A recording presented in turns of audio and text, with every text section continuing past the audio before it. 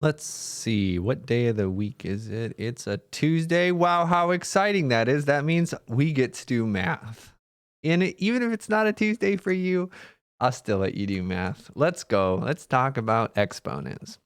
So we're going to start. We're going to start by just introducing some quick properties that we're going to use for exponents. Okay. In no particular order. I'm going to number them anyway. So if I have any number that's not 0, any number to the 0th power, that's going to be 1. If you time something by itself, no times, then it's going to be 1. And there's some reasons for that. It's kind of a weird thing. Trust me, and you can ask me about it, but it's too long for this video. Okay, that's as long as x is not 0. 0 to the 0 is a squirrely little guy. We don't touch that in this class. Another property is that if I have two things with the same base on the exponent, then we can combine them by adding those exponents together. Like so. If they were different bases, if it were like x and y instead of x and x, then we couldn't do anything. If we have division instead of multiplication, and again, the same bases, right? These have to be the same. We have division, then it's very similar. We just subtract the exponents. So just introducing these, you've probably seen them before, but a little refresher. And if you haven't seen them before, well, here it is. We'll do some examples right after this from the homework.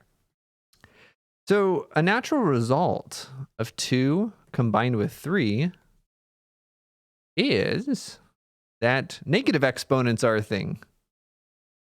We have a negative exponent. That just means reciprocal. The negative flips it. So we could also, like, as a result, right? So we can make this look like something else. The negative is going to make it the reciprocal. This is another way of seeing property number 4. The negative gets used up in the flipping. All right. Or we can think about it as, something like this. The negative flips it, so now it's up here. A bunch of different ways of seeing number 4. All right, I think these are most of them. If I miss one, we're going to come back and add it later. Another one is that if I have x to the a times y to the b. Oh, no, this is combining. We got two more. X to the a raised to the b. You have an exponent inside of another exponent, then you can multiply those exponents. And now the last one is if we have x times y all raised to an exponent, then each one gets it. And again, there's a lot of ways to see where these are coming from. I'm not going to spend the time to show you where they're coming from now. If we had more time, I would.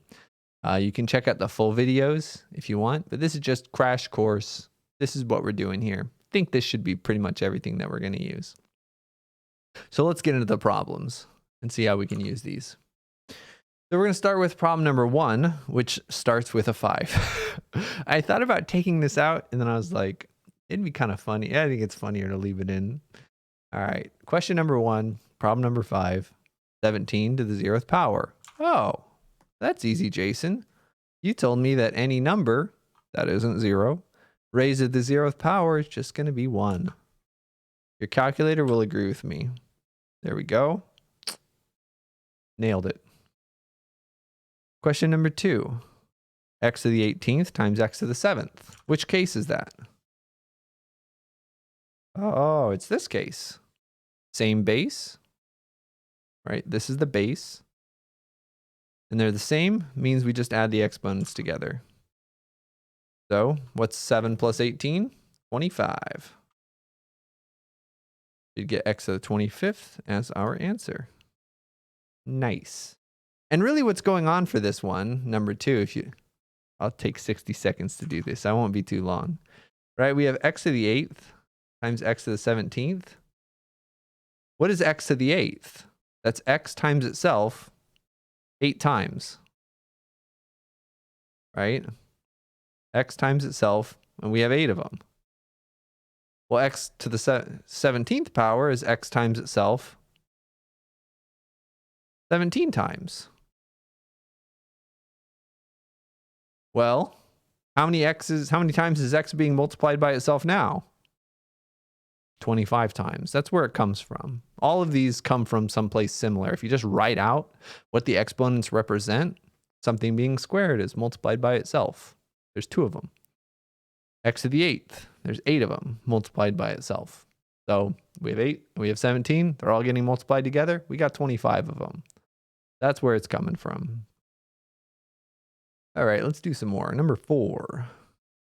Simplify. Leave no negative exponents. We're very, very harsh about negative exponents. All right, 3a over b. Now things are starting to get a little bit more complicated. 3a over b, and it's all raised to the 5th power.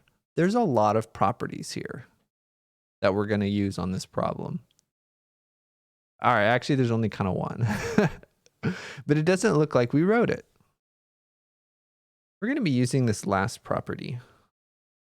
That if I have something in parentheses with an exponent, as long as everything inside is multiplication or division, again, there really is another way of writing this one. This is also true if it's x over y to the a. That's also true. As long as there's no addition or subtraction, these properties don't really work for addition and subtraction.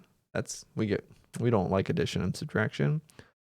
Everything's going to get the 5th power here because there's no addition or subtraction. So it's 3 to the 5th times a to the 5th over b to the 5th. Remember, we can't simplify this part because they have different bases. One has a base of a, one has a base of b. This red part can't be simplified. This, though, definitely can. 3 times 3 times 3 times 3 times 3. I don't think I want to do that in my head. I'm going to try 3, 9, 27, 81, 243. We get 243 a to the 5th over b to the 5th. Let's see how we do. 243 a to the 5th, all divided by b to the 5th. Nice. We got it. Let's do some more messy ones. Well, 9's not that messy. Don't worry, 12 will be messy. X to the 12th over x to the 5th. Which property is that? Go back to the start and say, I found it. This property, same base, and we have division. We'll just subtract the exponents. That's going to be x to the 12 minus 5, which is just x to the 7th. No problem.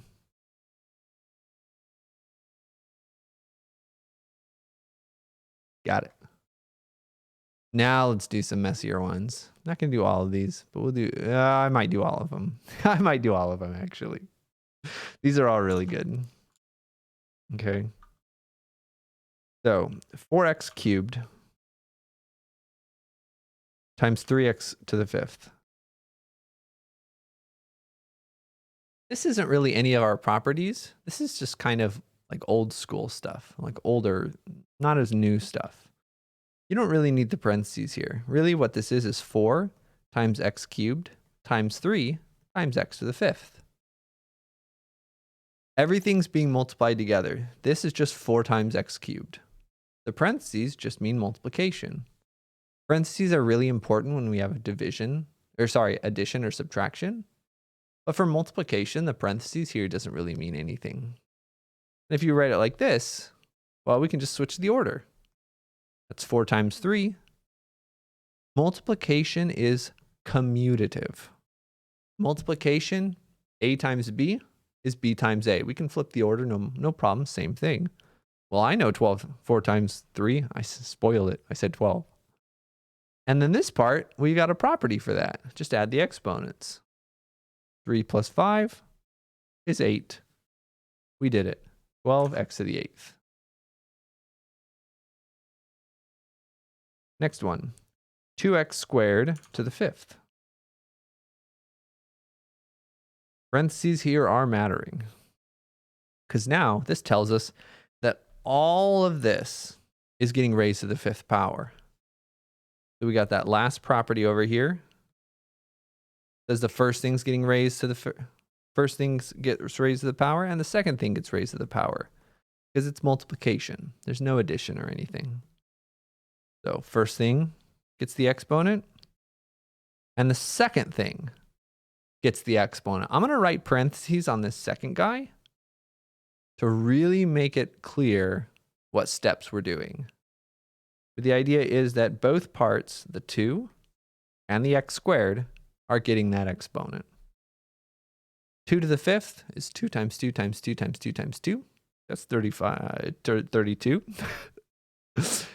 X squared to the 5th, that's another property. That's x squared times x squared times x squared times x squared times x squared. Count all those up, that's going to be 10 of them. Or you can use the property to do a shortcut. We get 32x to the 10th.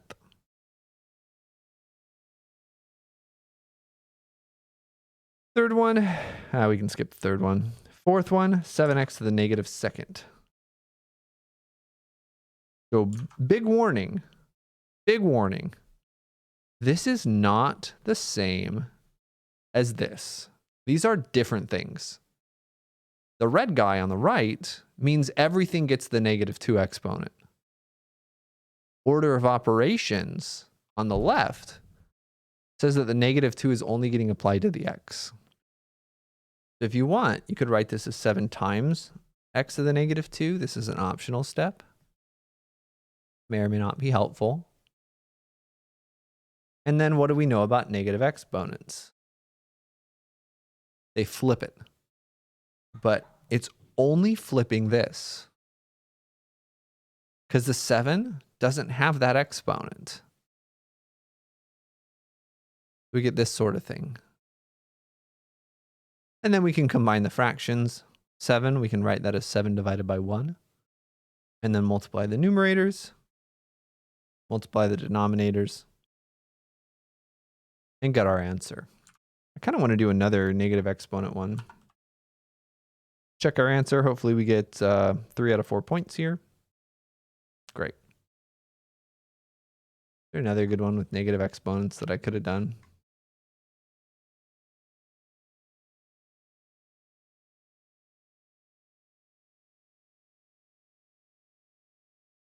Get a similar question.